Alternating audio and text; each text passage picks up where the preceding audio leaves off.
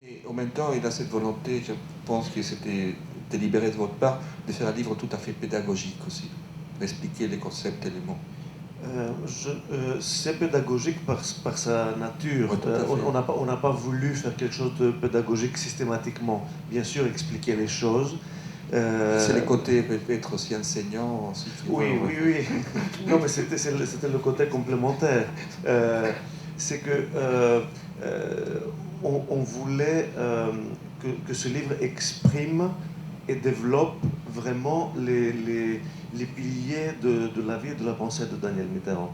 Et donc, ça a été un exercice assez difficile parce qu'on s'est astreint à cette discipline d'avoir un mot par lettre, sauf deux exceptions.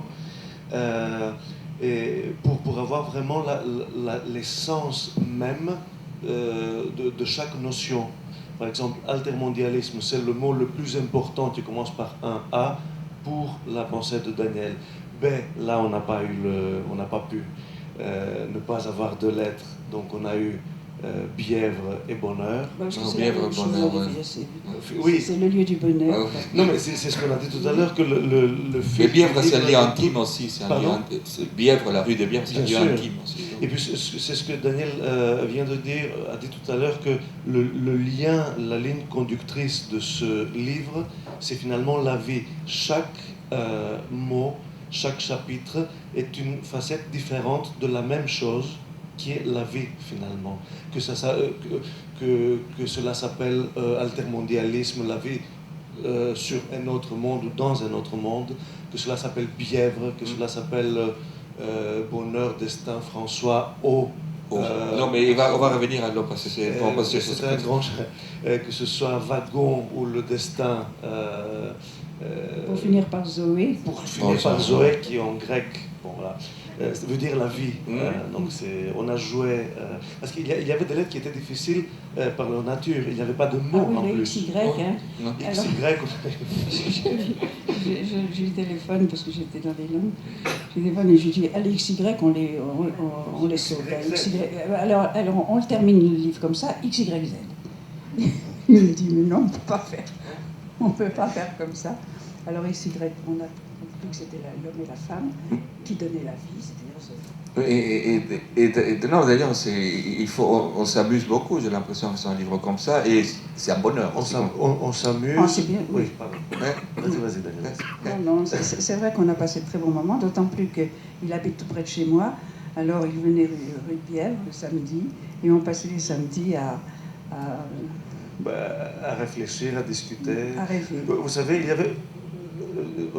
tu viens de dire rêve. Par exemple, on a R comme... R comme rêve. R comme rêve. Non, rêve comme rêve. Mais on a U comme utopie aussi. U comme utopie, mais je voulais juste vous donner comme exemple le R comme rêve, parce que à la fin, vous avez lu le livre, vous avez vu que finalement on parle de la beauté. C'est-à-dire, chaque notion nous amenait à d'autres notions qu'on n'avait pas en tête au départ. Donc on construisait vraiment au fur et à mesure notre pensée et les chapitres du livre. Et ça, c'était une aventure qui était cyclique, dont la fin rejoignait le début, et c'était un éternel recommencement. Mais en même temps, parfois, vous savez, il y a des mots qui sont importants, qui vous rappellent vraiment la signification tout à fait précise, parce que parfois on confond des concepts, et c'est un mot qui m'a beaucoup touché, c'est le mot laïcité. On parle beaucoup de laïcité aujourd'hui, et vous vous rappelez exactement la définition, parce qu'aujourd'hui, pour laïcité, on dit tout et n'importe quoi, et vous vous rappelez la définition, c'est l'enseignement de la tolérance et du respect de la pensée d'autrui, simplement. Donc c'est important de rappeler et de donner les mots, les concepts tout à fait précis. Pourquoi les mots laïcité? Parce qu'on aurait pu prendre liberté aussi, on aurait pu prendre... Mais actuellement, il est très très important de rechercher les racines étymologiques des mots, ce qu'ils veulent dire vraiment. Parce qu'on est dans un discours, on est dans une société où les mots ne veulent plus dire ce qu'ils doivent dire, et on s'aperçoit que deux discours identiques, selon la personne qui le prononce, veulent dire des choses totalement différentes. On n'appelle plus un chat. On vous dit un chat, ça ressemble un petit peu à un tigre, ça peut ressembler à un petit chien.